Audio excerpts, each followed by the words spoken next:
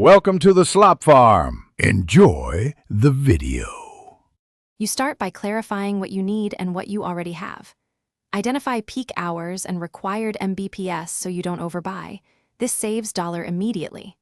Next, find your current contract end date and monthly price to leverage when negotiating. Once done, scan available local options, fiber, cable, or fixed wireless, and note promotional prices versus out-of-promo rates. Doing these steps first gives you bargaining power and prevents switching to a plan that costs more long-term. You call providers prepared with competitor quotes and your contract info, ask the retention team for a better offer, and be ready to threaten to leave. Compare total monthly cost including install fees and modem rental.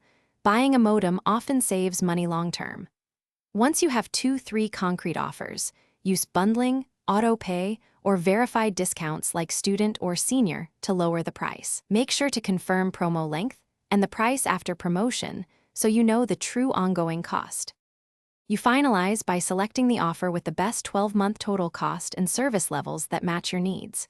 Set up equipment. Place the router centrally and use wired Ethernet for TVs or gaming to reduce buffering. Once active, run a few speed tests at different times to confirm performance. If speeds are low, reboot modem and router, then check for ISP outages before calling support. If problems persist, document speeds and times.